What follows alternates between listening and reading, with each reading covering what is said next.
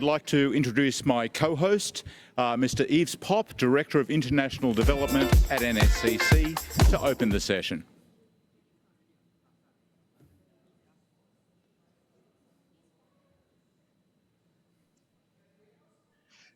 Thank you, Andrew.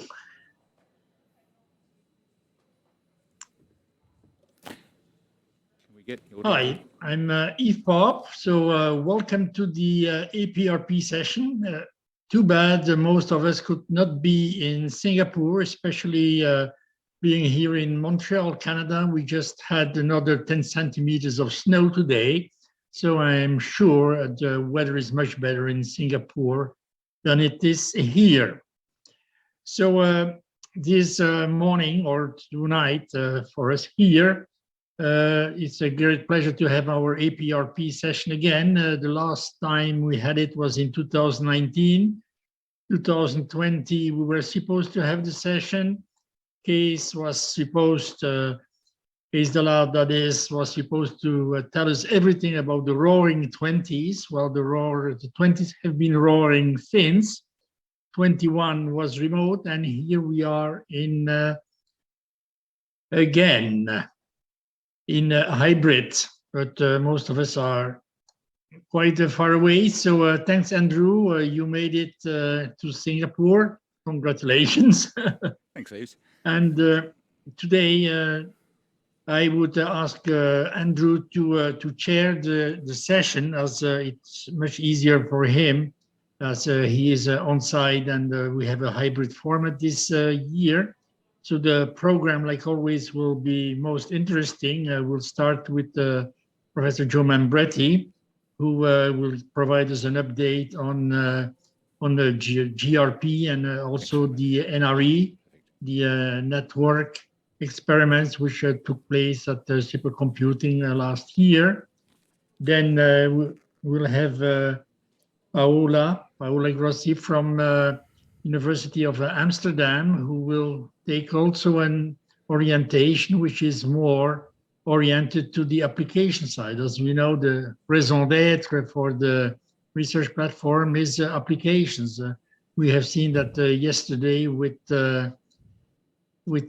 Sarah Pierce's presentation on SKA, a lot of data. Paola has experience with CERN in Geneva, and they're also big data generators. So then, of course, in Singapore, we have genomics, because we don't have room for a Hadron Collider, and we don't have room for antennas. So this is another application domain. And talking about genomes, etc., we will have later on Mohamed Alawari from Coast, who will give us a presentation oriented on bioinformatics. Then we will have Jong Hoon Moon, who is chair of the APRP working group in APAN, with Andrew Howard as co-chair. He will provide us an update on the recent evolution of the research platform in Asia. Then we will have Andrew, who has been the chief judge of this year's DMC, the Data Mover Challenge, which again has been the most interesting, and that will be very important also. And I think I forgot to mention Rod, who will talk to us about the OFC, the Optical Fiber Conference, which this year is setting up a test network, which is quite spectacular. But without any further ado, back to you, Andrew, and we'll have Joe Mambretti, and I see that the Cees is online also in the meantime. Good morning and good afternoon, good evening, Cees. Andrew, up to you. Thanks, Yves, and thanks, Joe and Cees, for being online.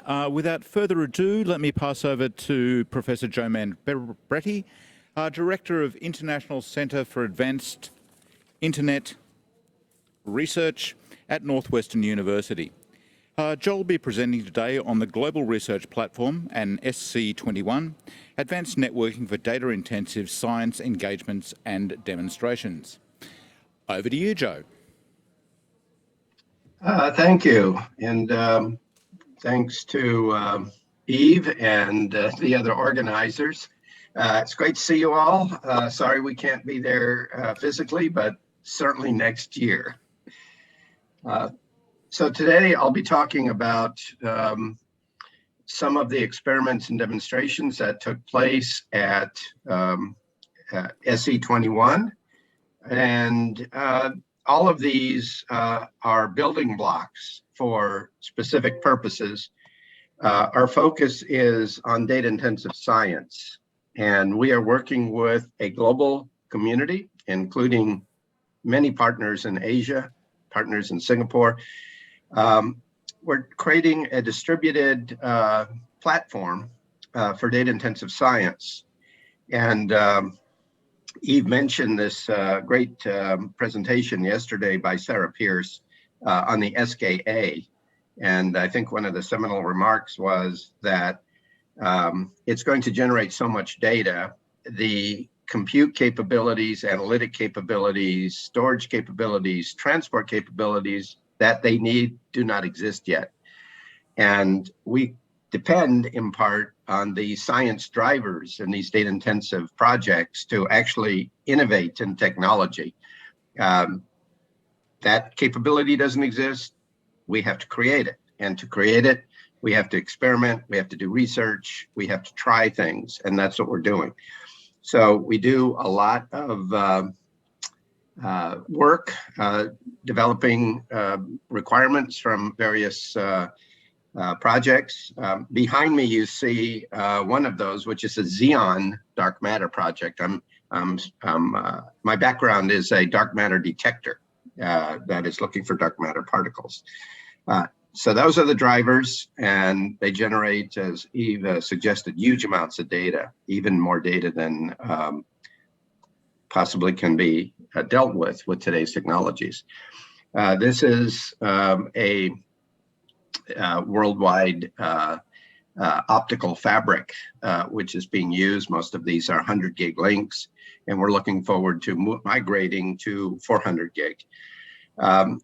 One of the projects putting this all together is called the AutoGoal, and that is a set of requirement services and technologies specifically for open exchange points to allow for flexible flows of large-scale science data.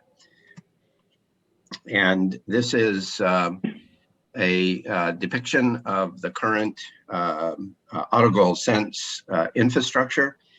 And the newest additions, there are some P4 nodes coming up in a variety of places that will help program the data plane for these science flows.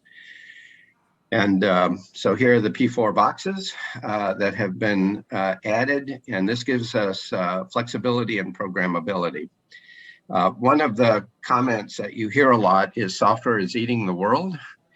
And sort of what this means is that this fabric becomes highly programmable, highly segmentable, highly flexible, so that you don't have a one-size-fits-all, and you can adjust the infrastructure to the specific requirements of the data flows.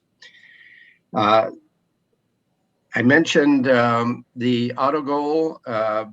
We are one of the nodes on the AutoGoal, we being the Starlight facility. It's put together by a consortium of multiple universities and national labs, and we use it to do interconnections among the various science projects and the various science sites, separate from enterprise networking, separate from consumer networking.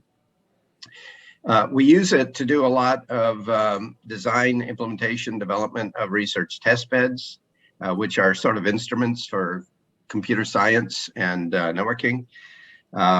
We have techniques that allow us to segment, to slice different parts of the infrastructure so they can be dedicated to these experiments. We support 2 software-defined exchanges. One was funded by the Genie project from the National Science Foundation, another one from the International Research Network Connections Program. We also support many national and international testbed networks. We're fortunate to have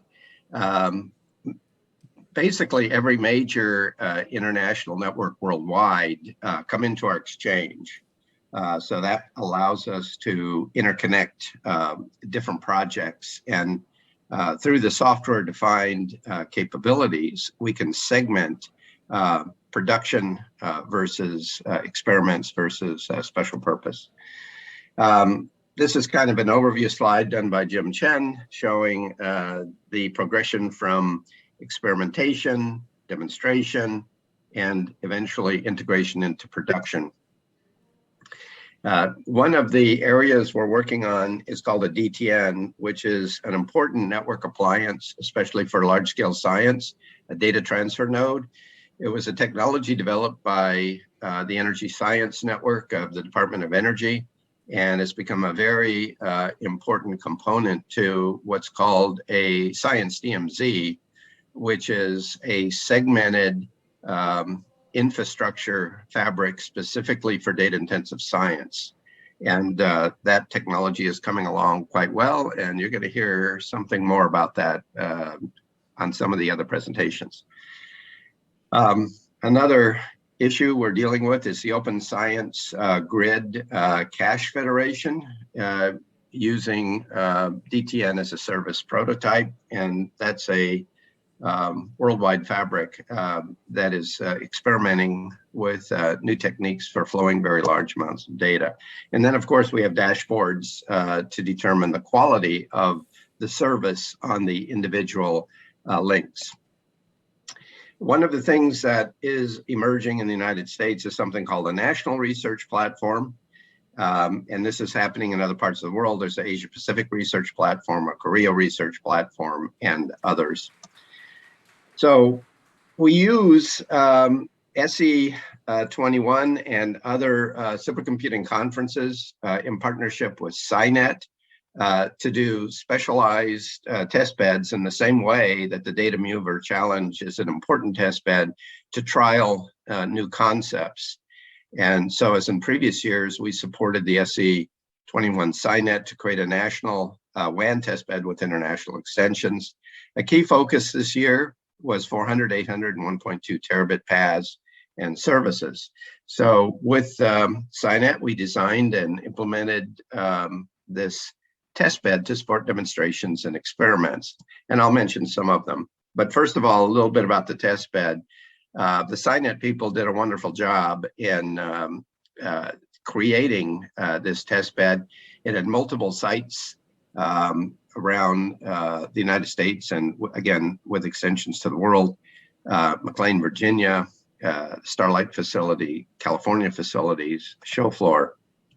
And I have particular thanks to Scott Kohlert of Ciena, who did an excellent job in provisioning the optical transport devices and interlinking them with qualified fiber at the various locations. These are his slides that he put together for SE21. The venue was St. Louis, Missouri. So all the fiber came in there. This is the fiber that we and the VLANs that we put together in the Starlight Exchange specifically for SE. This is an overview of some of the equipment that we put at McLean to support these with our friends at the Naval Research Lab and the NASA Goddard Space Flight Center, who are involved in space exploration, geophysical sciences, atmospheric modeling, climate modeling, and they have a need for moving very large amounts of data. Here's some of the demonstrations and experiments. We were commonly flowing 400 gigabits across these links. These are some of the initial flows at SE21.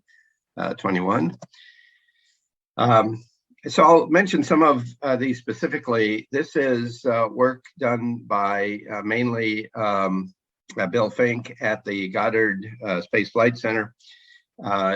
He is a wizard at moving large amounts of data, specifically disk to disk across the wide area, which is always a challenge. He holds all the world's records for disk to disk, except I haven't heard the results of the Data Mover Challenge, so maybe there's some updates to that statement. But that aside, he routinely can do 200 gigabits disk to disk across the wide area. That's quite an achievement. He's currently working on 400 gigabit disk to disk. Another project that was showcased was this one, a joint project with the Naval Research Laboratory. They work on capabilities for large-scale applications that start very small, but when they detect certain anomalies, behaviors, they scale to supercomputing level compute with 100 gig, 200 gig, 400 gig capabilities. Terabit is being explored, and then deliver results based on that computation. So something that starts small, scales to massive exascale, and then maybe even returns something again that's quite small. Another demonstration was a global research platform cluster using DTN as a service. And that was using Kubernetes API server. Increasingly, Kubernetes is being used as a orchestrator for the resources within these science domains. So another one was some joint work with CERN. It's called Noted, the network optimized for the transport of experimental data. We have formulated a group being led by CERN to develop a new type of service using artificial intelligence machine learning to look at the production flows coming out of CERN, and based on historic data from the file transfer service, predict what data may be coming up in the future. The correlation currently is about 93%, and we just had a meeting earlier today on this, showcasing the most recent techniques and experiments which are done between the Karlsruhe Institute of Technology and Triumph in Canada. So that is that was showcased a little bit at SC21. We continued the experiments through today, and we'll continue through this month with some elaborations. It's a very nice capability for future high energy physics because it allows for optimization and for a real-time provisioning of circuits. So if one circuit is overly subscribed, you can immediately pop up additional links and capacities. And this is the LHC open network environment, which is being used not only for production, but also for this test bed. And what's highlighted here is the test bed that was set up for the Noted demonstrations. And these are some of the link interconnection providers, which kind of highlights something that's somewhat unique to our environment, which is multi-domain provisioning and capability. We put flows across many domains, across many policy sectors, across many different kinds of instruments, unlike some other types of networks, which are single domain and certainly a lot easier than the challenges of multi-domain. But people are cooperative, and it's quite successful. This is the test bed. You see Karlsruhe Institute of Technology, CERN, Netherlight, Moxie, which is the Montreal Exchange, Triumph, which is a tier 1 center in Canada, Starlight, and ESNet. So another demonstration was a project funded by the National Science Foundation being led by Northeastern University, not Northwestern, Northeastern. It's working on capabilities for named data networking for data-intensive science and engineering. They're using a data-centric internet architecture involving petascale data distribution, caching, access, and analytics. And that is coming along. A little bit of it was done at SE. We're continuing this project, and it's showing a lot of promise for future science. This is the national test bed that we assisted in putting together. Another project is the Open Science Grid distributed software-defined storage over 1.2 terabit WANs. We're not quite at 1.2 terabits yet, but it's being worked on. The way to think about this is having remote storage that looks like it's local, even though it's 3,000 miles away. And what makes that possible is these very high performance optical links directly connecting processors in the locations.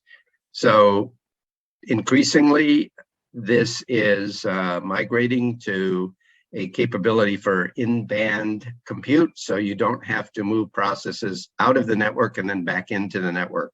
You're doing processing in FPGAs, in switches, in SmartNICs, and you get excessively high performance. Well, it's never excessive, but extremely high performance.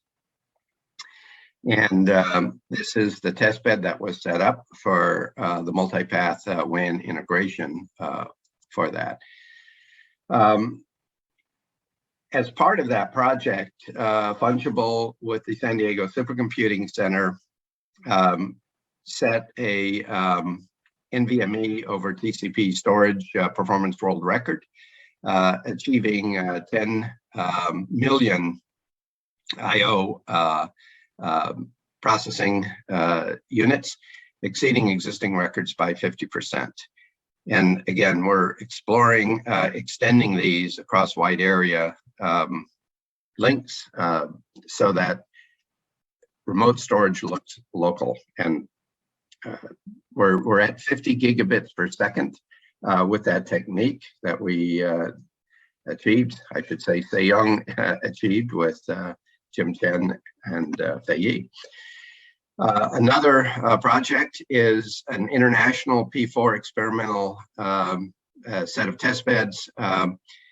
P4 allows you to program the data plane so that you can do real-time dynamic adjustments based on measurements of flows and allocations of special resources and beyond capacity. Certainly, you want to be allocating capacity where needed, but you can also do specialized flows using P4. Géant in Europe also has a P4 test bed, and we recently integrated their test bed with our test bed, and this shows the topology. Another project was with Compute Canada for SE, a partnership of Canary and VCNet, RISC, Orion, some universities. And what we were showing is, again, DTN capabilities on high-speed networks. And I should mention Ciena is in there also as a partner, connecting their test bed as part of this, supporting the development of DTNs and data-intensive science services. And these are demo connections. And of course, every year we use the Data Mover Challenge test bed to exercise concepts. We also help develop this test bed with SuperComputing Asia, and you'll hear more about this later. It's a great project because it allows for testing of many new types of concepts, and it's very valuable to the data-intensive application communities. Some other test beds I'll just mention in passing. One is a National Science Foundation project called Chameleon, which is a cloud test bed. We've been funded by the National Science Foundation to provide this to computer scientists. Currently, over 6,000 computer scientists are using it in the US, and it's being used for several hundred projects. We're looking forward to integrating that with the Chameleon testbed with Fabric. Fabric is another National Science Foundation project that's providing a testbed for networking. And this shows the architecture as it's developing. The yellow line is a terabit per second link from coast to coast. When this was originally designed, it was thought that this would be 10 100 gigabit connections, but more recently, since things have moved on, and that was 5 years ago when the original architecture was done, it's thought that it should be 3 times 400, so 1.2 terabits, and that's the current plan if it's approved. And in addition, instead of having just a link across the United States, there's going to be a loop if, again, all things are approved. So that's the original concept. That's what's being built now. This is the next gen concept that is being contemplated. I'll mention also there's a lot of regionals in the US that we're using to support these various experiments. And with that, I will thank everybody again for allowing me the opportunity to talk about some of these projects. Thanks, Joe. And as always, we're remarkably envious of the network capability that you have at Starlight. Thanks for pointing out the massive requirements that SKA will be needing from us as a community. And it's amazing to see 400 gigabits per second being demonstrated at SC21. You'll be pleased to know that Ciena, ICAR, UETN were the overall winner of the DMC this year. So well done to your people there. Once again, always great to see the massive amount of improvement that we're seeing as a community. So thank you very much, Joe. Let's move on to our next speaker, our good friend, Professor Cees Laat from the University of Amsterdam, and Dr. Paola Grosso will be presenting on secure data sharing in a responsible internet. Over to you, Joe and Paola. Good morning. Thank you for, can you hear me? Can somebody raise a finger? Okay, thank you. Good to see you all present here at this early hour for us at least. Let me try the trick of sharing a screen, or at least the slides. So if I'm correct, you are now looking at my slides. Can somebody confirm that you see my slides? Okay. Yeah, but we see them in presentation mode, Cees. In present, wait one moment. Do you now see them in the correct way? Yes. That's all good. Okay, thank you. Yeah, it is always a little bit tricky. I would rather have been there instead of having to do this remote again, but the pandemic ceased a little bit too late for this. So thank you, good morning. Interesting talk, Joe. You are the master of many testbeds we see. And you also alluded to the multi-domain facets of all these testbeds, that you have to cross many different policy domains and so on. And that's basically what we are going to talk about how do you create trust, or how do you create links through, even if you don't trust each other, but how do you make these kind of networks work for data? Also interesting, actually, I understand that the announcement for DMC is going to happen or was already done, but Amsterdam was part of it. And I was amazed to see many different applications, even using Amsterdam to the maximum, which was very interesting. So we had extremely high speeds across the globe, really to the other side of the planet. So our talk will be about secure data sharing, responsible internet, and how we enforce and audit policies across domains.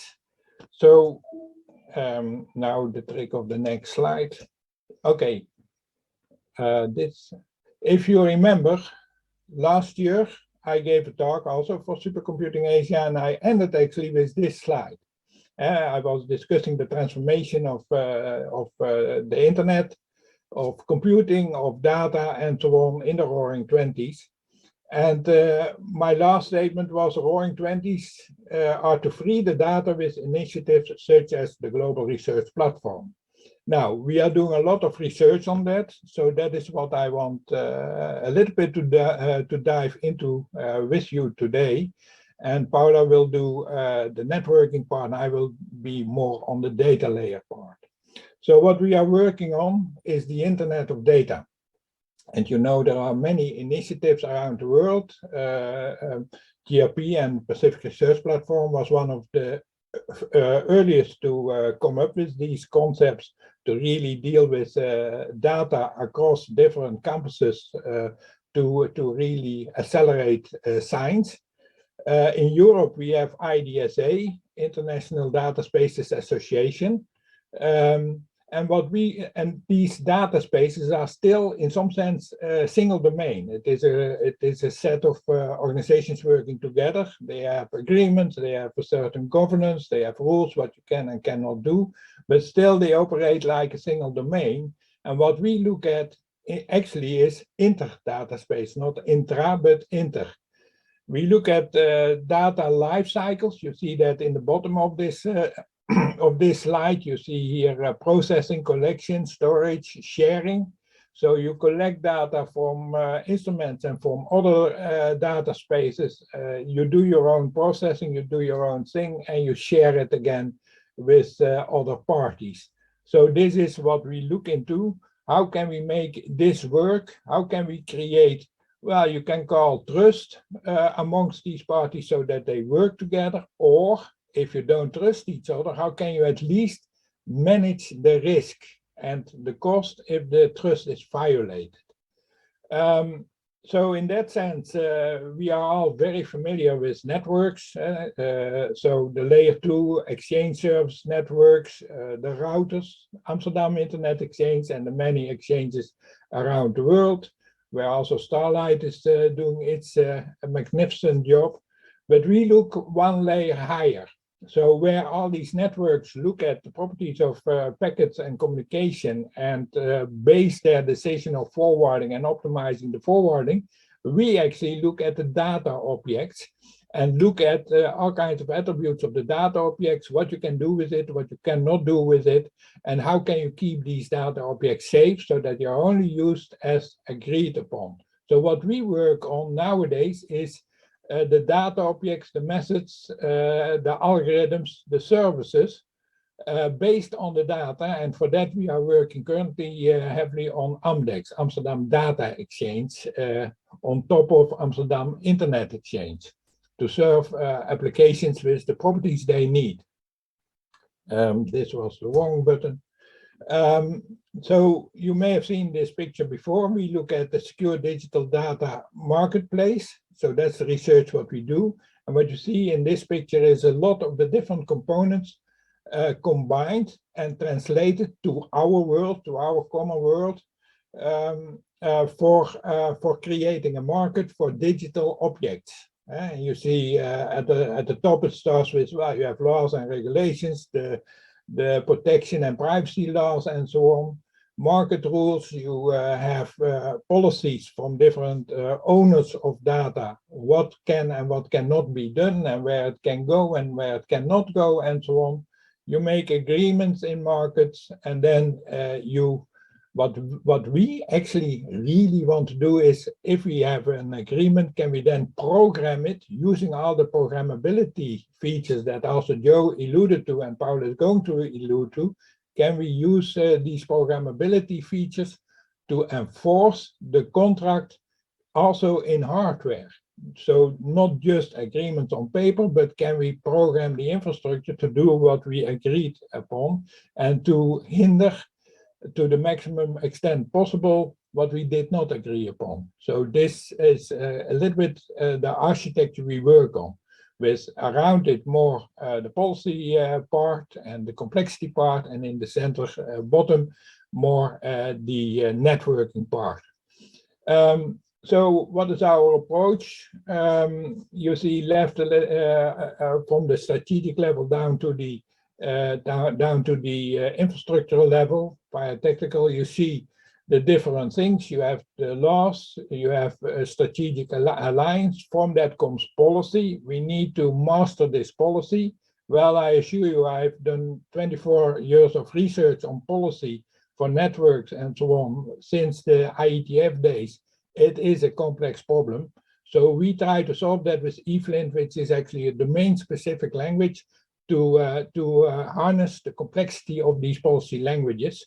We have a technical approach. We do that in the project DL4LD, where also our friends from Ciena are a major contributor in, and the EPI project, which is actually a health project, where we look at audit functions, encryption, workflow, if we can program contracts in blockchain, and I'm going a little bit deeper later in this talk, and infrastructural mapping. So how do we then, if we know what we want and what infrastructure that we need, how can we then project that in the multi-domain infrastructure? It is a collaborative thing.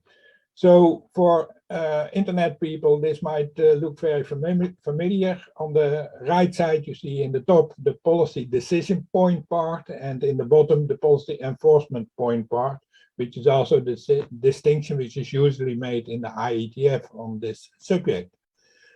We have demonstrated already many components of what we talk about in the previous supercomputing edition. So at SC 2018, for example, we looked at data harbors. So how can you build gateways that are policy based for sharing data or blocking or keeping data safe. We looked at actually also distributed AI as an application on top of such networks, so that you do AI in the different domains on the data, but you don't ship data out if that is too sensitive. You actually bring the learned models together. We also, let me see the next slide, yes. At Supercomputing 19, we actually showed that we could use VMs and Docker containers, just like in Pacific Research Platform and Fabric are nowadays major components, that we could actually use encryption to keep them safe, and that we had gateways and kind of audit functions with two keys, with a private and public key, and the VMs were only accessible if an auditor function that was running on top of the entire infrastructure agreed that those were indeed in the correct place, the correct data, the correct algorithms. If these conditions were met, then the VMs got the keys so that they could actually see each other and understand each other. So the data was safe and the keys were only provided if the policies were met. This was a policy enforced by encryption framework to keep data safe, even if it is in other domains. At ICT Open, that's more a local conference last year, we also demonstrated, and we have also coded for that, for digital enforceable contracts and making smart contracts even smarter. What we are doing this year, and what we will actually demonstrate together with our friends from Ciena next week at OFC in San Diego, is this architecture, where we now propose to encode agreements as a Patrinet and program them in the framework of blockchain. So in simple terms, what we do is we describe all kinds of actions that need to be taken as Petri nets. We program these Petri nets in a blockchain, and if the different attributes come up or are met, then the blockchain will move one step forward, and actually the blockchain then will itself also feed the workflows that actually program the infrastructure, so that you have a kind of blockchain based process management of your infrastructure. And that already brings me to introduce Paola Grosso and take over from me. Yes, thanks. Yes, thanks, Cees. So I will continue the presentation, and we will come back toward the end with the case. What I wanted to do in the next few minutes was to show you a bit under the hood. How do we do many of the things that Cees just talked about? And I will touch upon a new concept that we have been discussing with colleagues and promoting, which is called the responsible internet. So next slide, Cees. What we want to actually to address with the responsible internet under the hood of this digital data sharing are the perceptions of what is the internet currently and what is the reality. So we are running a number of projects, research projects, where we try to investigate what is the user perception. So what does the user think? In case you have to keep, you can maybe do this slide completely, then I will just talk about it. So the difference between the user perceptions, so people that use the internet, the organization, individual services, where they actually think that everything is available and there, and what is actually the perception and of infrastructure level operators, network operators, DNS operators, anybody that actually owns or runs the infrastructure itself. So there is this divergence or this discrepancy between the two. And keep going, Cees. For many users, indeed, the network is a black box, and we believe that it's necessary to actually open up the box also for the users and not just for the operators, so that they can actually create the methods and the methodologies and the algorithms and the tools to be able to actually do the secure data sharing. So only by opening the box, we can actually support all the things that Cees has discussed before. So the question is, can we rely on a network which is completely black box? We believe it's not. We want to have a network which gives us enough insight to understand where there is integrity of the digital system, and we want to indeed allow users, people that take network services, to avoid to be dominated by few large powerful companies. So by including more transparency, more insight in what the network does, we expect that secure data sharing will be more prominent and people will have more trust in it.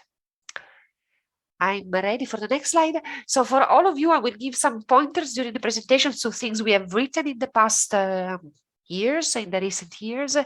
This is probably the most interesting article, if you have a moment to spare to read. It's an article we wrote together with many colleagues here in the Netherlands. It was published in 2020, so it's a year and a half old, and it talks indeed about all the things we think are necessary for the responsible internet. So you will be able to read it online later after this talk. Now, where I wanted to guide you through in the presentation is to show you really concretely, as I said at the beginning, under the hood, how do we really provide transparency, accountability, controllability in these networks of the future? So what are the technical handles that allow operations like the one Cees described before, in terms of auditing data, in terms of moving data? So in the next 3-4 slides, we can move to the next. I will actually show you that we rely heavily on programmability. A previous speaker said already, the world is being eaten by software. The word programmability has been mentioned already quite a few times this morning. Well, morning for me. So this morning we already have heard quite a lot of time about programmability, and we do really believe that programmability is a tool for us to achieve these 3 goals: so transparency goals, accountability goals, controllability goals. Now, in terms of transparency, sorry, if you can stay on the previous slide. in terms of transparency, we believe that by doing programmability and by doing telemetry, like the one P4 allows you to do, you can have more insight in what's happening to the network. So which path your data takes, much more granular, much more precise, much more suited to the user need than what is currently possible. We also think that it's possible to identify attacks and feed intrusion detection system, also through programmability. And at the end, we are also interested, as I said before, to give the users the tools and the means to select what suits their network, their application.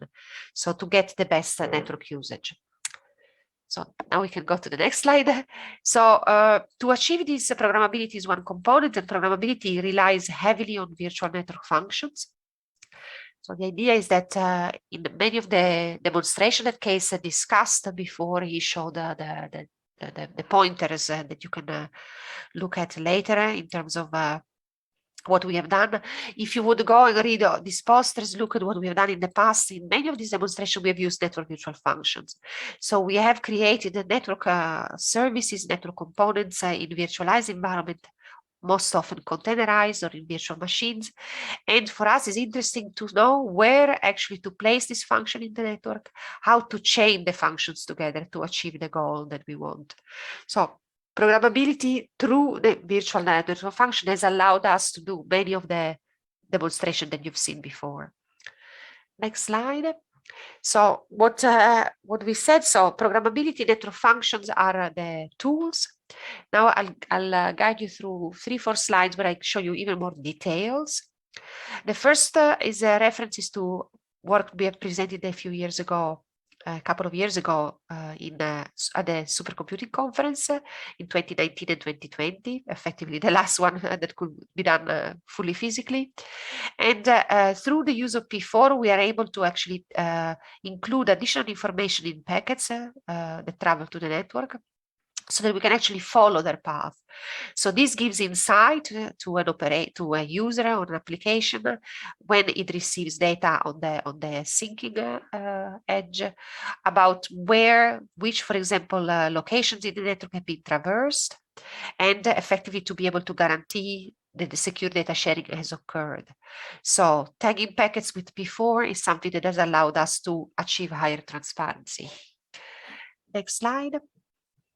For controllability, also here we have presented some work at various conferences, including again SuperComputing conference. The most important point is that we believe that it's necessary to adapt the network to achieve higher security, so to observe the network and then to adapt the network. And again, also in this case, we use very heavily virtual network functions. In the bottom left picture, you see a way where you can actually place function close to the attackers on the request of other users. So this was also, I believe, linked from Cees in one of the previous slides. The core of the presentation of the SARnet project, which was also a collaboration with Ciena. And there we showed that it was possible indeed to counteract attacks very quickly, being able to control the network. And effectively for adapting to autonomous response, it's also possible to use all kinds of machine learning algorithms or Bloom filters in P4. And these are all things that we have been doing in the past years. Next slide. Now, where we are moving now is actually, as Cees mentioned before, Joe also mentioned before, is to try to understand how you actually achieve controllability across domains. This remains a crux or a very hard nut to crack. So it is relatively easy if you want to achieve transparency controllability within one domain. If you are the owner of all the equipment, if you have all the right type of equipment, you can indeed see what's going on. You can actually much more granularly control it. The problem remains, as many of us in this call have seen through the work we've done in the past year, how do you achieve this on a large scale? How you actually achieve controllability across domains? So what we are developing right now in this project called UPIN, you will get a reference at the end, are the tools that allow us to do controllability across domains by now using underneath at the network level new technologies such as P4 switches, P4 devices, or virtual network function. So some of these components you see here are sort of familiar in other contexts of multi-domain, but we adapt them specifically for the situation where we have these new type of technologies. So where we can do path tracing, where we can do path controlling through, for example, P4 and controllability. Now, next slide. So we have done quite extensive research on how to achieve intra-domain connectivity, one using containerized network function. And this is a reference for an article that you might want to look at, where we show how all kind of overlay network models can be used to put containers in communication within one single administrative domain. Could be geographically distributed, but is still managed by one entity.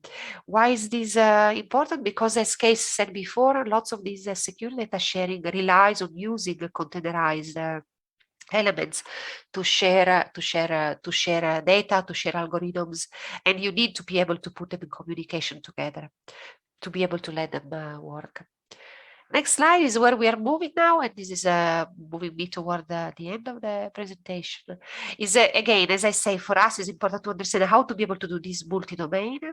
So what kind of connectivity we can create between the devices and between the containers. So maybe we can spend just a moment to look at this picture. So if you look at the top level of the picture, where we call the hero zone, the policy checking, this is what Cees was talking about. So Cees was telling you that it's necessary to be able to check the policy at a higher level, to request assets, to be able to do the data sharing. Now, as this request trickle down into the infrastructure, you get, as the picture, if you look from top to bottom, you get closer and closer to the programmable devices. So we are trying to now to integrate these methodologies for policy checking, for data sharing, for request of assets that Cees talked about with the underlying infrastructure to an integrated methodology.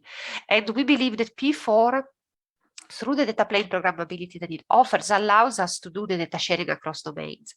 So in this recent work, we showed that it's possible indeed to use P4 for this purpose.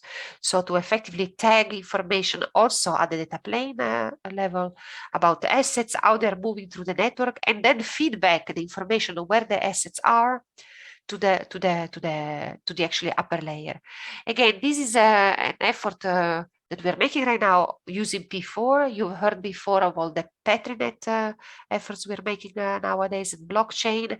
So there is this need to be able to look at what the network does, to be able to control it, to have insight into the network, and then feed it back into the chain of auditing and chain of information regarding how the assets have moved. So the last slide, also looking at the time, so we are on time to conclude. So putting it all together, so this has been quite let's say quick, fast introduction to all the work we are doing in Amsterdam. And these last slides which I put here is to again show you again that there are these two elements that both Cees and I have tried to address. There is the higher level, the orchestration blocks, where you have the policies, where you need to transfer information about which assets, which data you want to move. And then there are underneath the containerization block, where you actually have the assets themselves residing in the container. Most often we use Docker container. And the networking block, which is the part I was trying to illustrate to you a little bit briefly about what we do. So showing you that it is possible to have the orchestration rely on software switches or hardware switches based on P4, for example, and do all this integration of the container and the policy store all together. So all these networking technologies that I've talked about come together. Now, in the conclusion, maybe I will just say a few words and then I'll let Cees take over again. So here you see a few pointers, and particularly maybe the last two on the bottom of the slides, the Amdex and the UPIN project are interesting current project that we are actually running and that illustrate some of the things that I've been saying so far. Now, Cees, I give you back the word. Maybe you want to also conclude the Yeah. presentation. We are on time. Well, many thanks for also. So this actually concludes our talk. We know data is hindered by the risk of unexpected use, lack of trust, and we are investigating frameworks that make data flow across the world using the great networks that are available to us. You find here a number of links where you can find a lot of the information.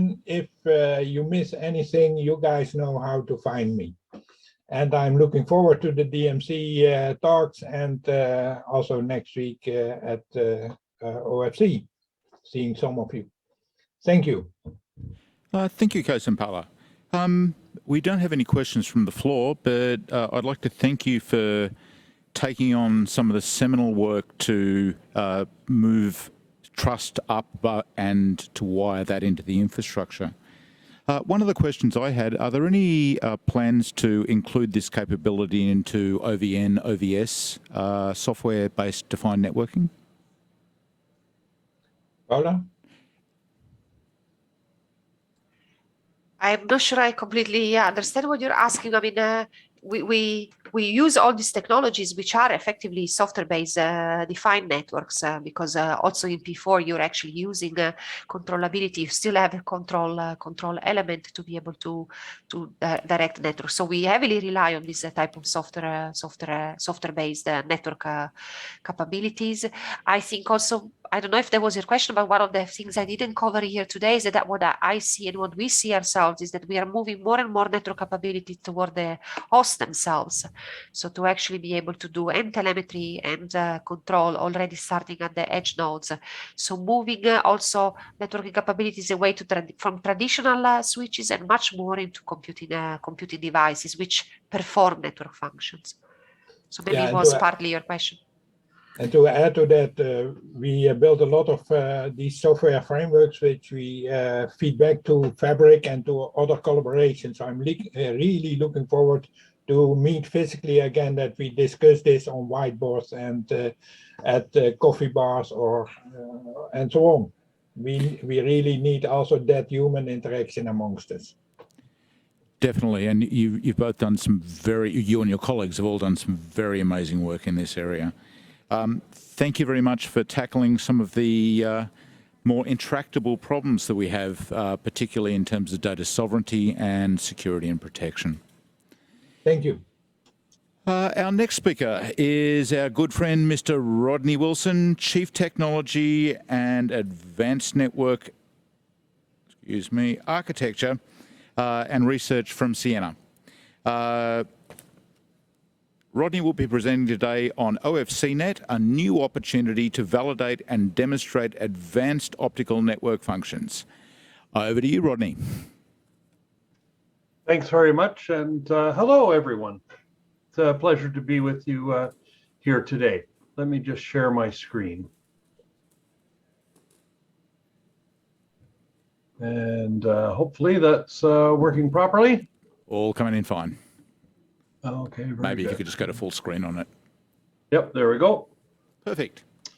So I'm actually here today to represent Optica, previously known as the Optical Society, which for many years has held a conference called the Optical Fiber Convention. And this was continues to be a very major IEEE event, very well attended, but focused very much on the physical layer of networks. Well, what we've been working on over the past 2 years is to create an actual network using the optical fibers technology that is so much the topic of this event. So the event is called the Optical Fiber Convention. It's quite large. At its peak, they would have 16,000 attendees and over 850 exhibitors. This has been cut in half, so the projection for this year is about half these numbers. But the main attraction are the very high quality technical program papers that are offered. It attracts vendors like Ciena, It attracts component manufacturers, so the actual devices at the physical and photonic layer, and it also attracts a number of the users of optical fiber systems. So a lot of the major carriers, certainly in the United States, we see AT&T and Comcast, and you know, those big guys that offer the American infrastructure. This year there are 10 tracks, and as you can see on the slide, they're actually quite varied. Looking at subsystems for data centers, passive optical networks, PON, down to the component level, so photonic ICs and active optical devices, and even new topics like optical wireless fiber radio. And for the first time, there's actually a track on quantum communications. So it is very, a very well diversified conference. All these tracks are very well peer reviewed. So any of the papers or submissions actually go through a quite a screening process before they're selected. And as Cees mentioned in his previous talk, this convention this year actually happens next week in San Diego, California. Well, for this talk, we're really going to talk about what we're proposing and what we've been working on with regards to creating a demonstration network, some of the challenges we've had, some of the different approaches we've considered, and actually what the plan is for this year. So the purpose for creating a test bed network, an opportunity to actually deploy some equipment and allow it to be used for demonstrations, has a theory. And the theory says that adding a live long reach network, demonstrations of this technology, will add a new facet to the OFC annual conference. It will attract academics and researchers to showcase results, cutting edge demos, cool stuff. It'll bring new networking exhibitors with the need to validate their accomplishments, maybe produce some industry proof of concept demos, certainly maybe some headlines, an opportunity for researchers to publish, talk, and their talks and get credit. Certainly the entire world, and not the least of which is SC Asia that we're all enjoying this week. You know, maybe some of these activities will help with a post-COVID recovery as we try and bring people back to the social interaction and the sparks that fly when smart people get together. This is a theory. So the method that we're going to do to conduct this experiment, if you will, is to actually connect the optical fiber convention into existing R&E networks, to connect some demos at the convention to university researchers for whom we believe optical fiber convention offers a new and meaningful way to advance their science. Now, R&E network operators, we do this as a stock and trade. Really, the plan for this year, the plan for 22, is to test the theory. Does this position actually hold water? Does it, in fact, bring something new to the community that couldn't be done otherwise? Well, we've set up a booth on the floor. As you can see, it's quite a large convention floor with many of the luminaries in our field. As I mentioned, there's a range of everything from component vendors to actual system operators and vendors like me in the middle. The bottom right corner, left corner rather, shows kind of a floor plan for our booth. A couple of monitors set up, some networking equipment, and fiber run that leaves the booth and goes off to where I'm going to talk next. It connects to the fiber distribution center in the convention center. Now, the convention center is very well equipped. There's a company called Smart City that actually owns the communications management for the San Diego Convention Center. And they have fiber that connects to most of the rooms and halls at the convention center, which is really good. They have fiber drops from the ceiling. You know, if you've been to these big convention halls, you can either come up from the floor or down from the roof. So they're very well set up. So, you know, we have a very good possibility to provide this year just a single network run to a single booth, but maybe in the future, multiple booths. But we wanted to not just have an on-floor demonstration. The purpose of this was actually to create a wide area network and connect into other locations for future demonstrations. So to do this, we needed to get some willing partners. The main host, of course, is the Optica and the conference operators. We have a very willing partner in terms of CENIC. CENIC is the R&E network that connects California to the world. That's the California Advanced Education and Research Network that provides statewide connectivity. And as many of us know, a very high performance, high quality network. And they're willing to actually provide some services, some of their networking capabilities. So a very willing partner there.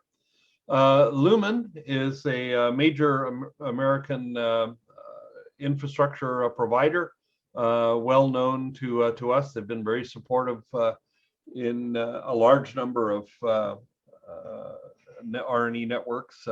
They are the key partner with Internet 2, and certainly they've been very willing to provide at their cost a new fiber into the convention center to actually bridge the gap. And Ciena, in its own role, we think that this is something good to do for the industry, good to do for our profession, to support a major convention that has certainly been very beneficial for us over the years. So our intention here is quite altruistic. We hope that if the theory is proven and if we're successful, there will be many other vendors that will want to come and partner with us as well. So I said before that the method was to kind of plug in the convention center to existing R&E networks. But anybody who's done this knows that since the dawn of time, the challenge for builders of research and education networks has always been the final 5 kilometers. We can build massive intercontinental high-speed, huge network infrastructures, as Dr. Mambretti highlighted earlier. But we do have this perennial problem of the local drop. And so this is actually what's been our biggest challenge. We started this project in 2019 and thought that we'd be able to achieve this for the 2020 conference. And we were on track to do it, but there were a number of problems. The convention center actually didn't have a suitable fiber running into it. Lumen discovered that they need to actually trench across the street from a manhole where their fiber was actually a new fiber was being laid. So they could do a spur off that, dig a trench across the busy street, the Harbor Drive, and bring it into the convention center. And so they drew up plans, as one would need to do. They had city permit plans. They took it to the city permitting office, San Diego City, and the plans were being reviewed, but a pipe burst, a water pipe burst in the permit office. And so they had to put all the plans on hold. They couldn't approve anything. And frankly, we ran out of time in 2020. But then COVID came along, and the conference was not canceled, but certainly scaled back to a very minimalist event in 2020, and last year was also reduced to hybrid event. Just to make matters even worse, this conference takes place in early March, as I mentioned, which means construction usually has to happen a couple of months in advance. Well, San Diego has a moratorium on construction over the Christmas holidays. They rejected the permit applications. And this year, when we were on the final approach, they discovered that there was a previously undocumented underground culvert carrying floodwater out to the harbor. And so the preferred route to dig the trenches across the street was not approved. And so we had to find a different route. And most recently, we've discovered that San Diego, of course, is a harbor city, and anything that happens this close to the harbor also needs approval from the Harbor Commission. And so there's a whole other permitting process that is spun up. So some of this has been political, some of it's been bureaucratic, some of it has just been darn bad luck. But we've had 2 years to try and get this fiber from the street into the convention center. Well, it's looking pretty good. To be honest, the fiber is expected to be lit this week. The conference is next week. So we don't really have much chance to do a substantial demonstration. Our intention here is to very simply connect the OFCnet booth, a stand where we can talk to people and find out their interest in this program.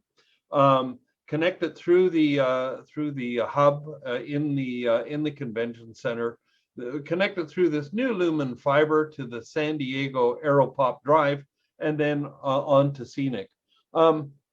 The speed capabilities is a 56 gigabaud, 400 gig link, and there are multiple fibers. So we certainly envision a very substantial capability, but that's clearly for future years if the theory proves out. We perhaps a little bit more technical detail on this, showing that we have equipment that we're providing to the convention center to connect this. It's we've also arranged a partnership with two of the test set vendors, Viviva and Expo, that will bring some of their very latest test equipment to actually run 400 gig tests through this network. And with any luck, we'll be able to show a very substantial link, 400 gigabit testbed traffic. We maybe 2 times 100 gig backhaul into the actual demonstration area. A 1.6 terabit per second link to the outside world is feasible, but really, and quite frankly, this year we just hope to achieve a first light, to throw some photons down this fiber, prove that it works, and use that as a vehicle to entice conversation and people to bring their imagination and bring their eyes and ears to this, and really see if there's something that they want to do with it. Again, does the theory have value? So this is actually what's in the OFC brochure. If you were interested in coming to visit us, if in fact you were going to the conference next week, the demonstration booth is booth 2429, and we hope that in the future our partnership will grow, that our network will prove out, and maybe you can join a team of visionaries to try and do something new, to create a new test bed, a new capability to prove some of the wonderful things that we've been sharing about in this breakout session today. If we go into the future, and just a quick slide about where our imagination takes us, Well, it takes us to Chicago Starlight, and what Joe was talking about earlier on, it takes us through the scenic network into Los Angeles and some of the capabilities that are there. We certainly have been in conversation with the University of California at San Diego for DTN demonstrations, very topical today. And so we have a couple of really good ideas on some interesting things we can do. But it is at its root a optical fiber convention. And so we wanted to use it to showcase some of the advances in fiber communications techniques and really trying to push the envelope at 400 gig and 800 gig, and maybe in the future even beyond that to terabit networking. You know, it's kind of these ideas tend to attract teams of people, and the list on my final slide here is the list of people that have been participating. And I know it's not complete. There are a couple of people that have been helping us that are also missing, but a very substantial team of volunteers.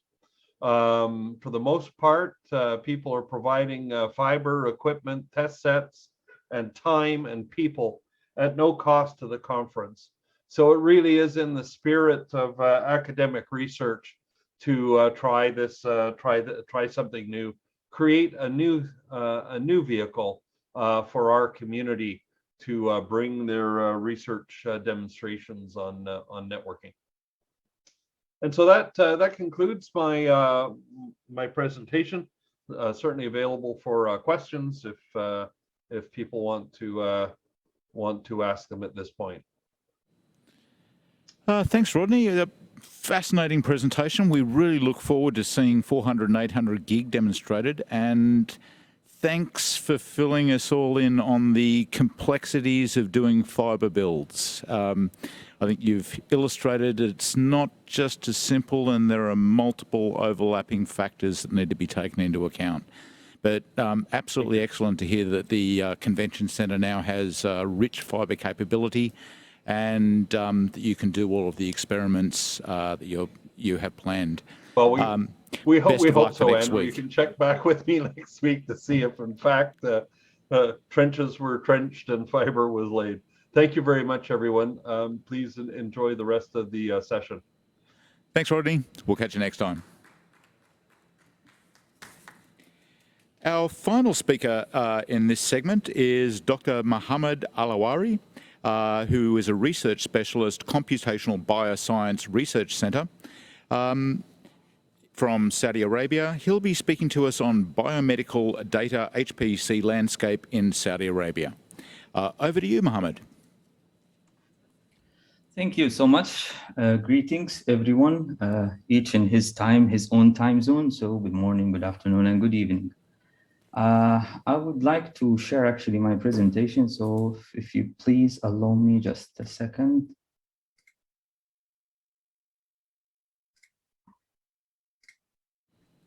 I don't know if you can see my screen. Yep, we're getting you loud and clear. Okay, great.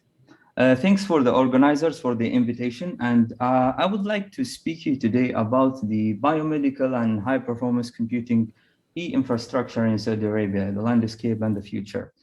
And I think it's important, since not everyone in this domain is a computational biologist per se, but we are a type of different background. So let me first give you an overview about the content of this talk. First, I'm going to cover what is happening here in the Saudi Arabia as a glimpse. And then I'm going to talk about the nature of biological data, challenges, and why biomedical science per se, and what to expect here in Saudi Arabia. Then I'm going to touch on a project we are actually engaged in here in Saudi Arabia. We call this project Chaos Genomic Cloud. And in this topic, I'm going to try to expose some of the challenging of actually global data movement across different places with biological data and biomedical data in specific. So just a quick icebreaker. This is an illustration of a cell. And usually digitalizing biology means that we will capture information within a cell, within a tissue, within an organ, within a whole human or an animal, and transform this data or transform these existing features into a digital content. This digital content actually can take variety of forms, but one dominant form is text. So usually computational scientists been working with text since quite some time. So for us biologists to work with text, we usually revert to the knowledge of the computer scientist. So a typical cell contains DNA of a human will consist of 3.2 billion base pair. And in this 3.2 billion coded letters, the text you see on the right is just a simple gene. There is roughly about 20,000 genes. And in this context, we are, as a human population, are 99.6 identical. So only in this 0.4% that all the changes happens. And all of this data on a biological forms is compacted in a very tiny space, which is just 0.0002 inches, which is inside of the cell.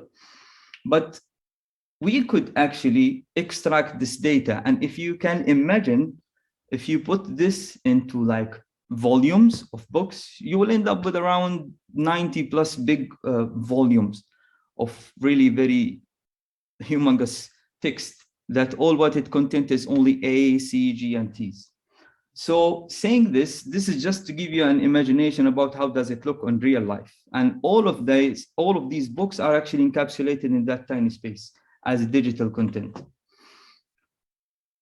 How we gonna extract this information is mainly, there is two main features. Actually, either you are working with DNA, which is the blueprint of the cell, and digitalizing this, transfer this information as a raw coded information, or you look into another form of this called RNA, which is snapshots of what is actually happening within a cell in a given point of time. And this can happen on a tissue level or even in a single cell. All of these, what you can see here as a graph, is different data set that can be generated. This different data set has its own complexity. And just to put things into context, when we generate this data set, for example, a single cell RNA, as you see in the table, is roughly of a size of 300 megabyte. And you need about 20 core hours to compute for 100 sample. But if you go for a whole genome, covered at 30x coverage, this is a 75 billion base pair. If you store it on a compressed format, it will be ranging about 25 gigabyte, which is about 30,000 compute hours in order to process 100 samples. So for processing 100 samples, you will need, this is a rough estimate actually. So just to put context of how this biological data transfer into the storage domain.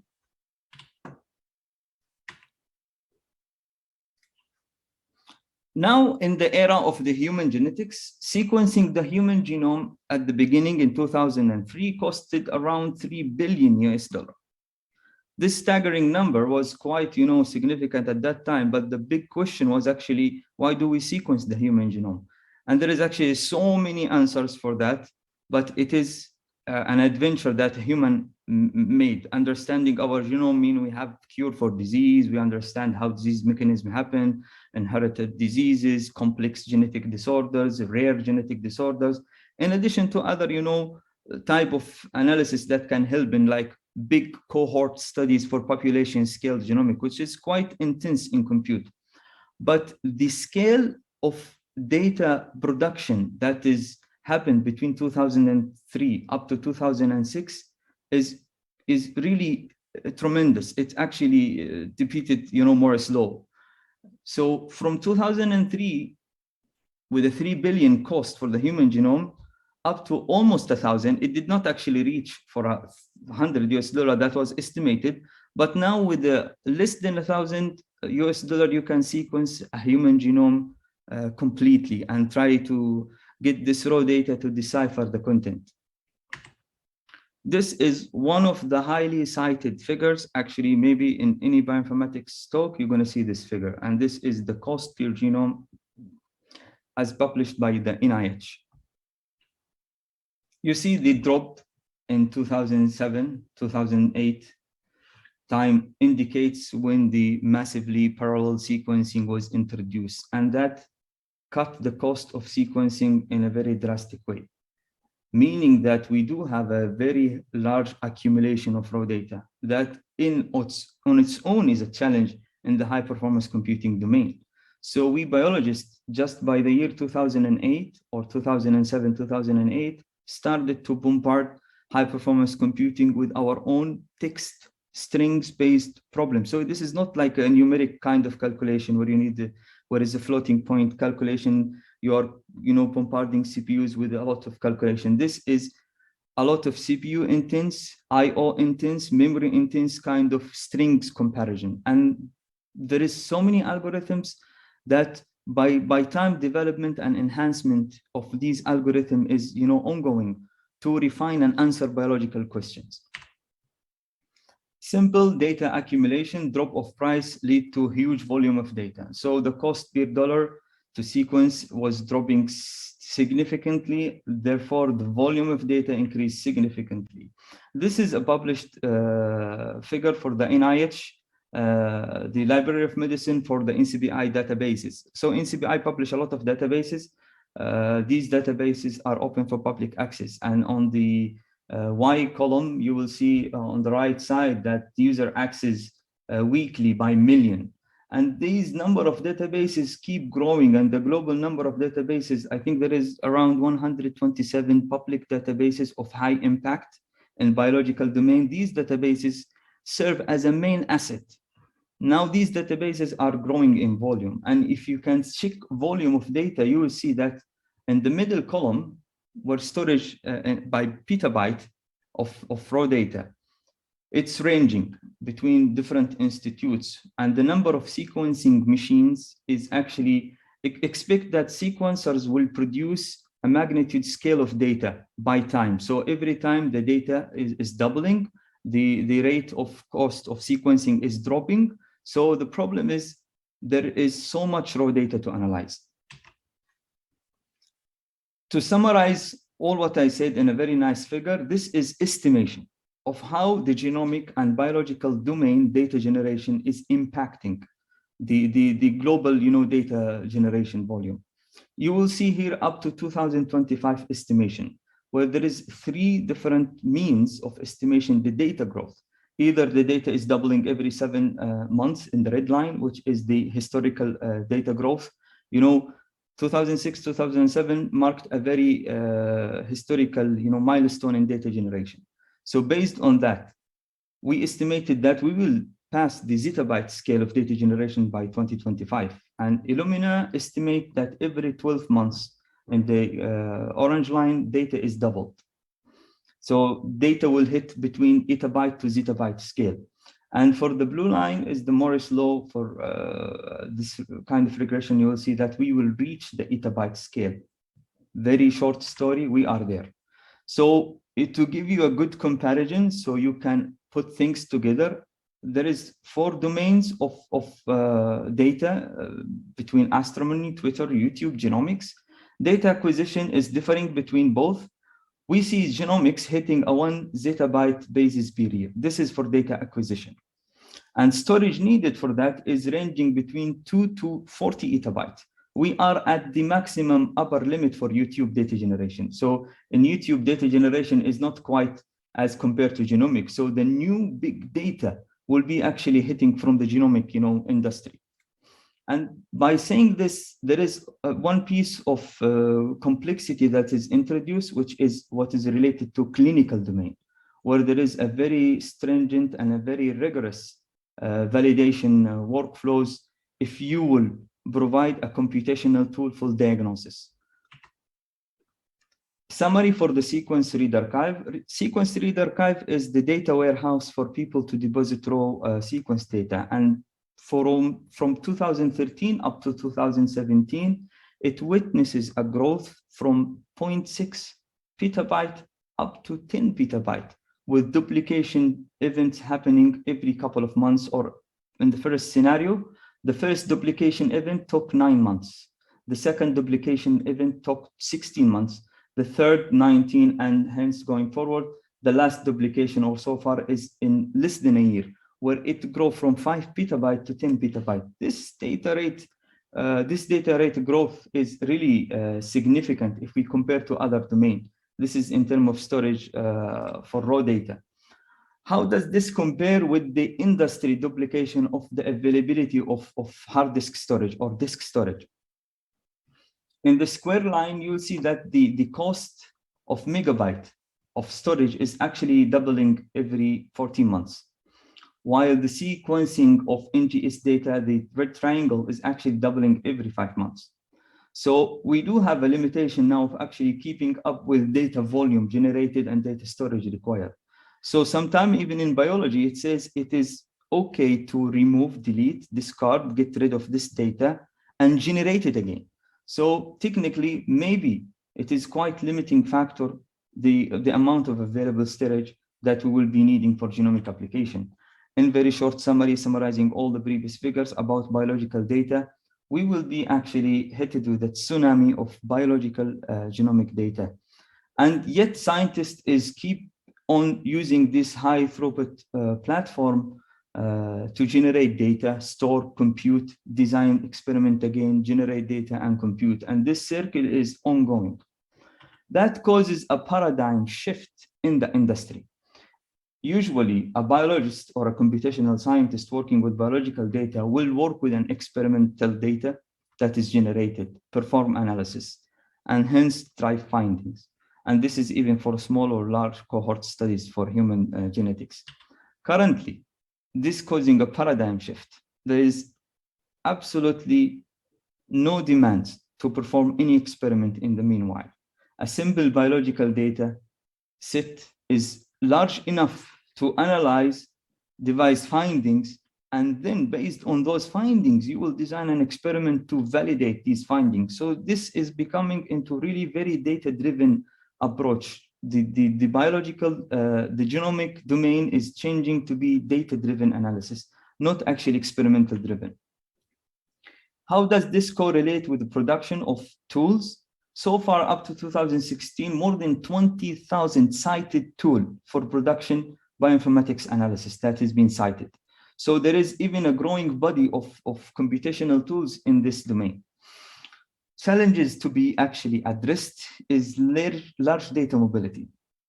One of the main challenges is how to mobilize such large data sets to be able to conduct large cohort studies, population scale studies. These data sets are very rich actually in ontologies and in description and in metadata because it represents a living system and there is dynamics dimension to this living system. The compute cost and the reproducibility of this analysis, because sometimes very expensive to compute or recompute on the same data set. Computing variant analysis for 1,000 genome using 8,000 cores takes in time about 8 to 10 days. And this cost of compute actually in time and money, sometimes is very difficult to redo it again. So we really need to think smart about how you can reanalyze data.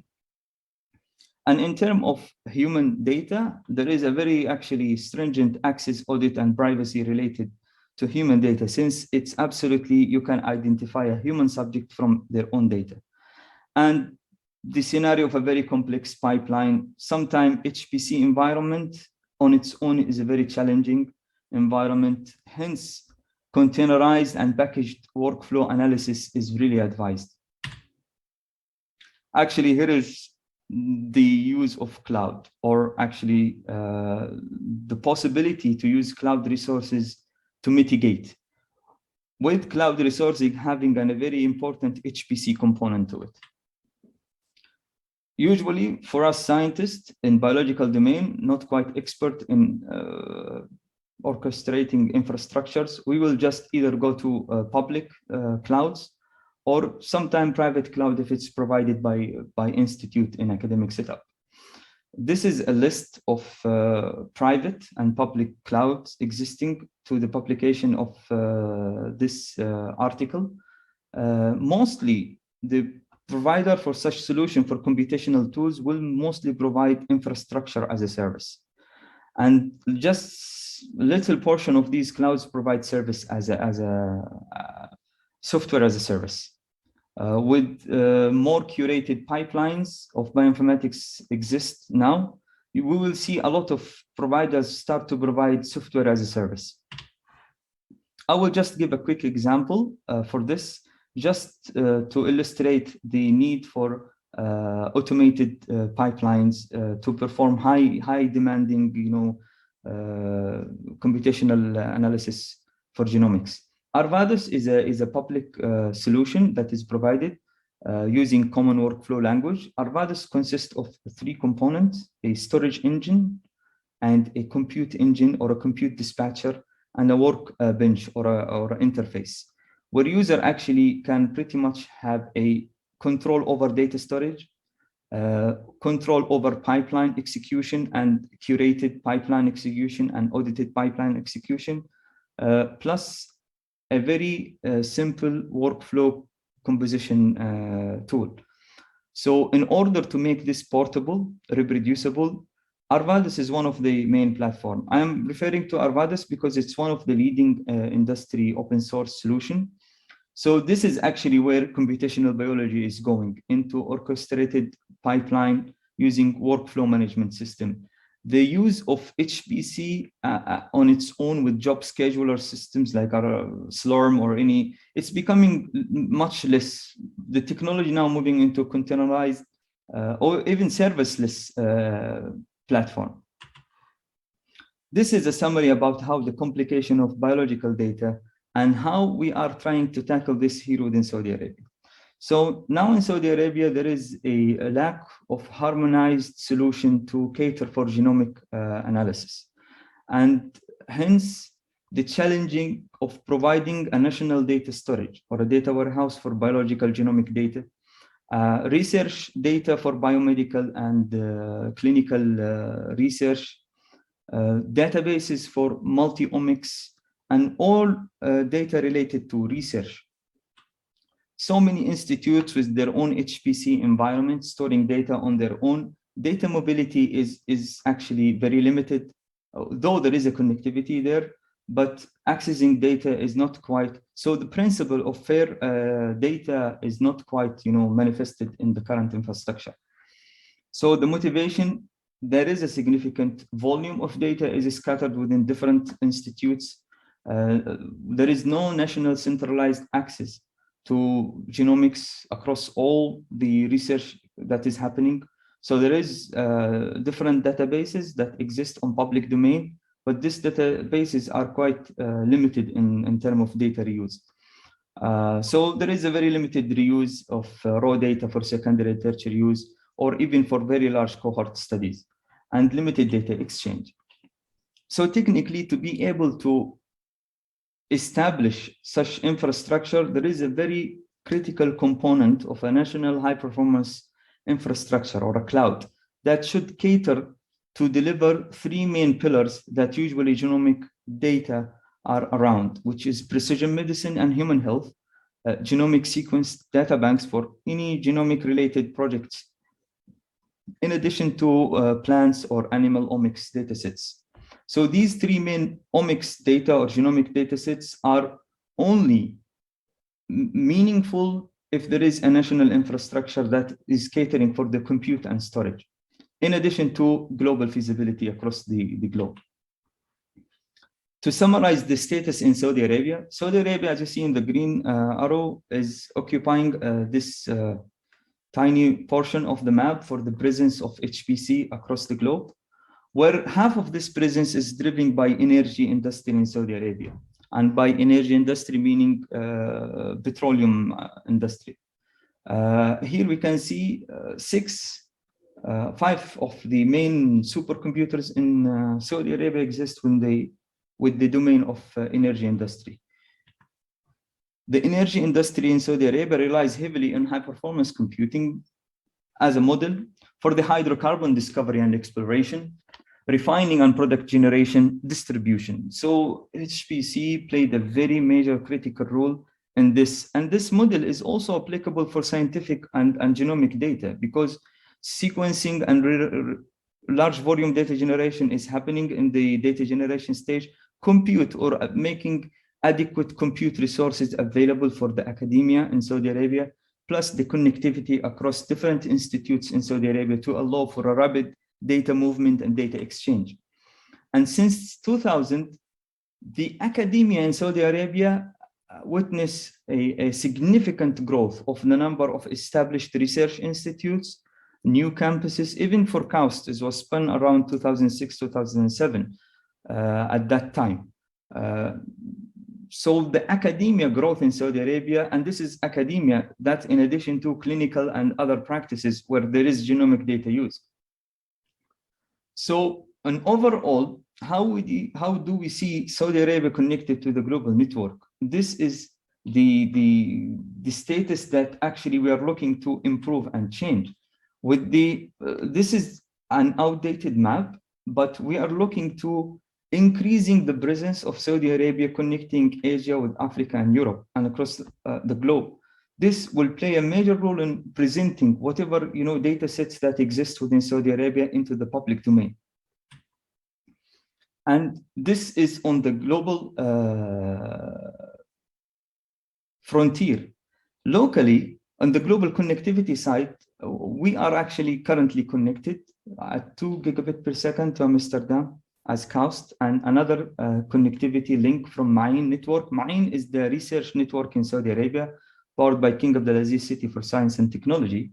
And also another connectivity from Ma'in at 10 gigabit per second to UK.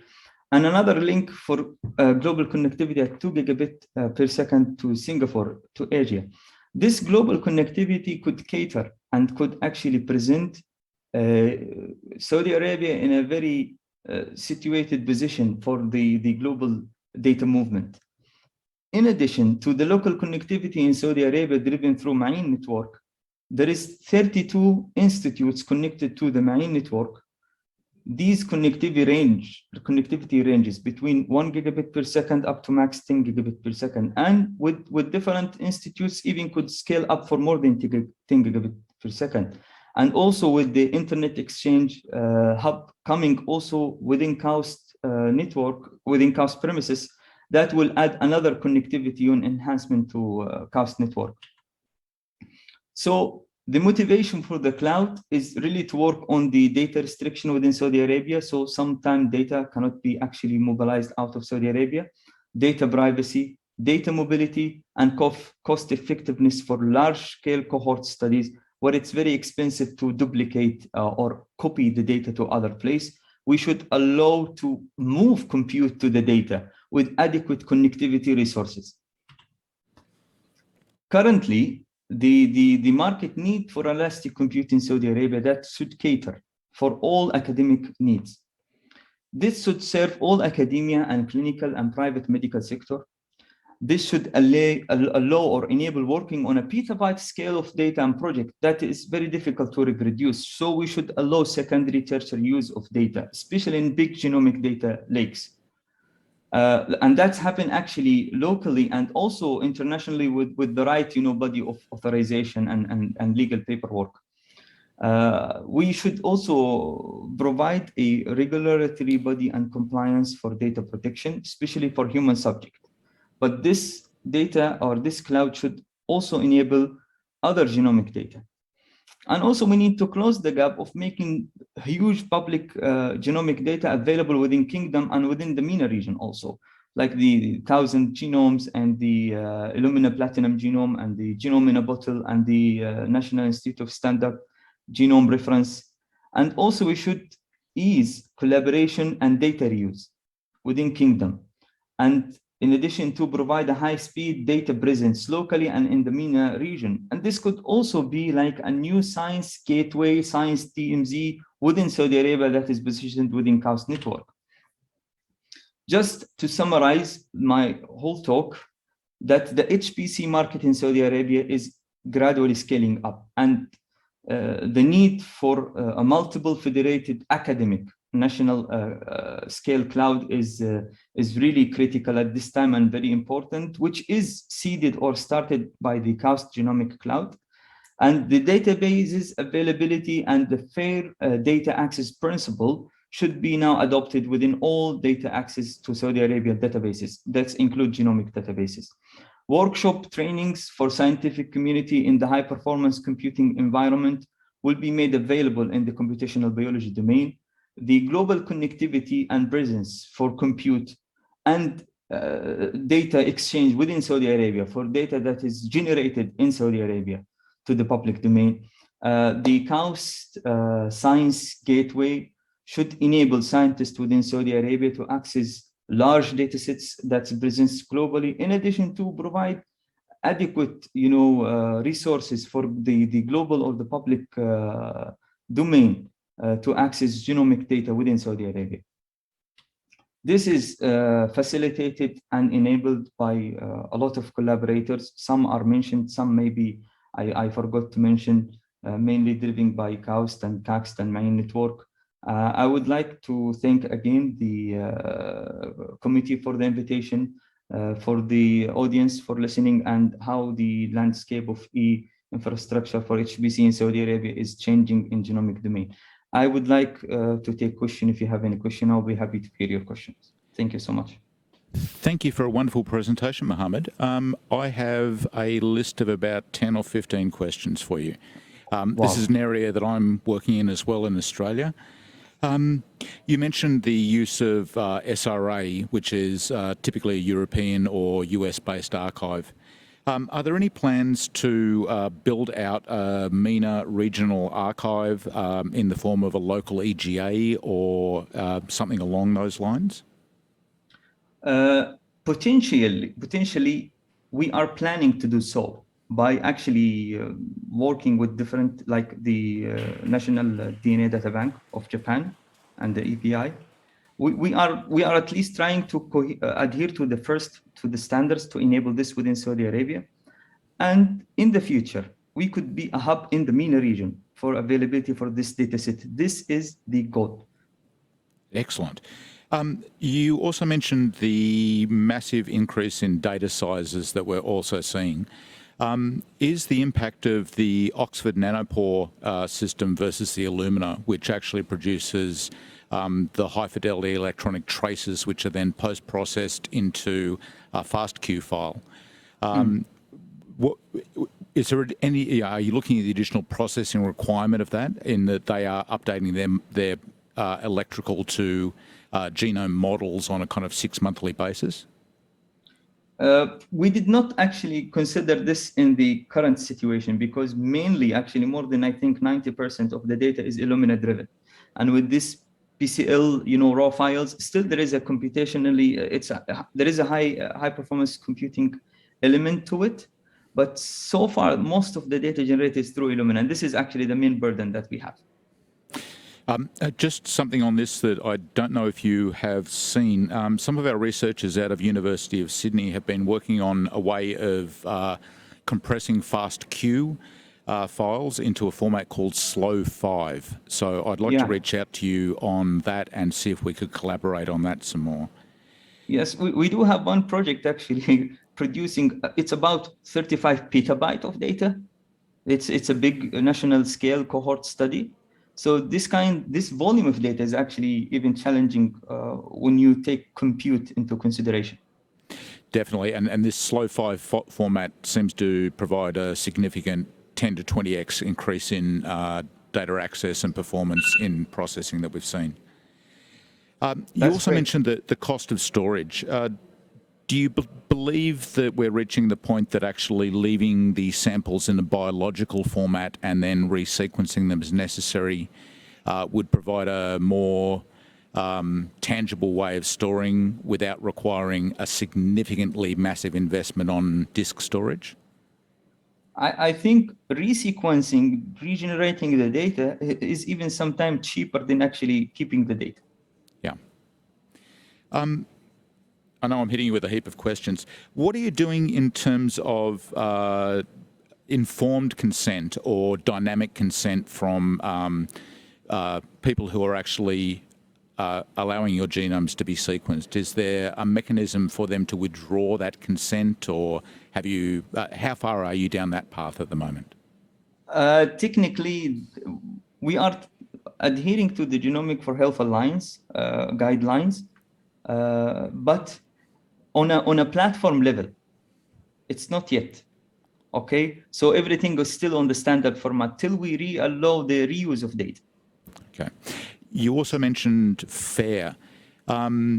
Is FAIR appropriate in terms of human genomes, or should we be looking at a care-based access methodology? FAIR, I was talking about as a general approach for a cloud-based data, secondary reuse of data that includes genomic data, not necessarily that is referring to human genomics, because this is different scenario. But FAIR access to other, metadata, other pathogens, other microbe, other data set that is not human-driven. I think we're both dealing with exactly the same sort of human versus non-human research data. And another challenge actually is the encryption and rest and in transit kind of issue, which is actually quite important since some of these workflows, especially for diagnostics. If you are looking for accreditation body like CAP, the College of American Pathologists, this actually requires another advanced level of complexity. Indeed, and GA4GH kind of goes a long way towards that, but I think there's some additional expansion that needs to be done in terms of data encryption in flight, particularly across multi-domain environments. Exactly. Just one final question, and I'll let you go. Do you see the use of renewable energy, particularly in your region where there's a massive amount of solar, starting to impact the capability to build bigger machines for sequencing or storage? I think since, Saudi Arabia, for solar energy, we are quite adequately placed in a very nice place where green HPC should be pushed to the limit. This is actually my vision on this. Excellent. So I would also like to invite you to connect with some of my colleagues at the Australian National University, but perhaps we can take that offline. Thank you for an absolutely amazing presentation. It was most excellent. Thank you very much. Thank you. So we'll be having a short break and resuming at 15:50 local time, which is 20 minutes from now. Thank you, everyone. Please have a bit of a stretch, have a break, and we'll see you when we kick off our second part of this session. Thank you very much. Bye-bye.